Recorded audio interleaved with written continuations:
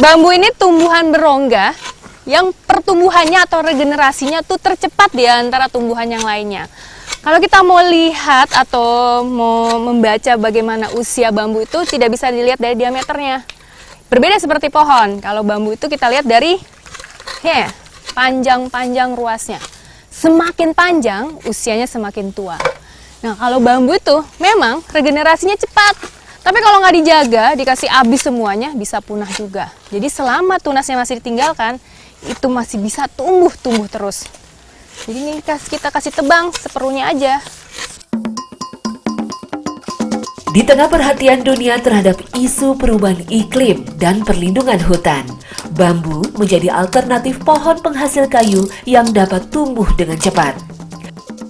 Bambu juga merupakan pengganti pohon kayu sebagai paru-paru dunia dari hutan tropis yang jumlahnya semakin menipis akibat penebangan liar.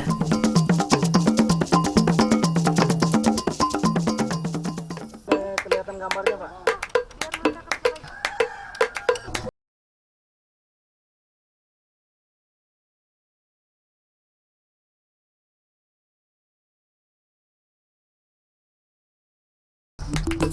Sebagian besar penggunaan bahan baku bambu itu dipergunakan untuk di bagian atas atap buat rumah adat Tongkonan. Jadi kalau kita misalnya ngelihat yang udah jadi itu, bentuk atapnya Tongkonan itu seperti perahu atau tanduk kerbau yang kayak di belakang saya itu, seperti itu. Nah, tapi yang kita mau bikin ini salah satu lumbungnya. Lumbung atau alang sura tidak dapat dipisahkan dari bagian rumah Tongkonan. Posisi lumbung selalu berhadapan dengan rumah Tongkonan. Jika rumah Tongkonan dipresentasikan sebagai ibu bagi kepercayaan masyarakat Toraja, maka lumbung mewakili posisi ayah.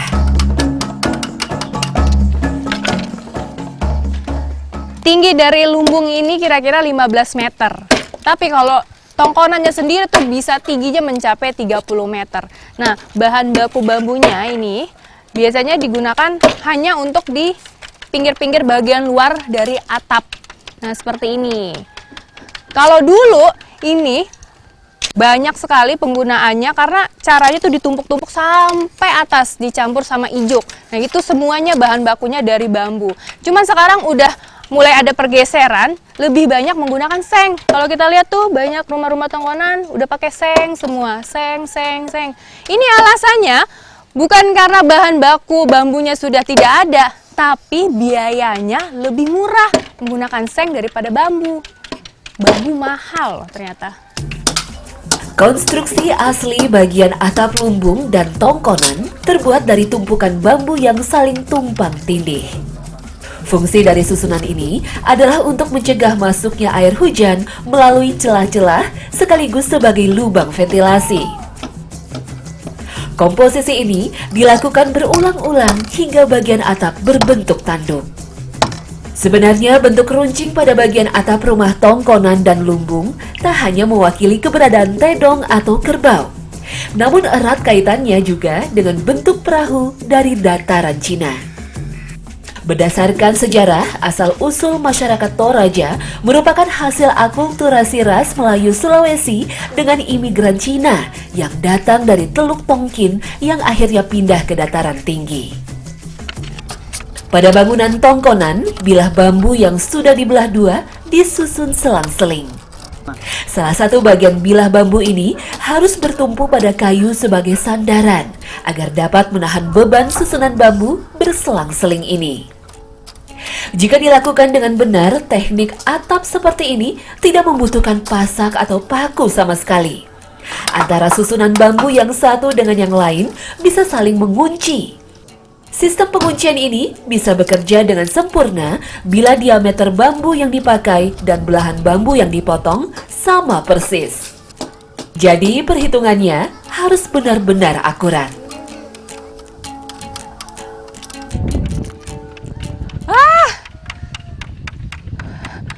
Aduh Bapak. Ini benar-benar ngeri. Kalau menurut saya, teknik pembuatan rumah adat yang sangat unik bentuk-bentuk atapnya seperti ini nih, memang spektakuler sekali cara pembuatannya.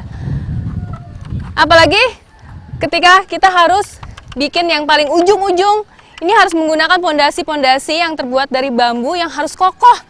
Dan pekerja-pekerjanya semua tidak menggunakan alat pengaman sama sekali. Ini baru lumbung tongkonannya aja loh. Apalagi kalau udah bener-bener tongkonannya tuh yang lebih tinggi lagi.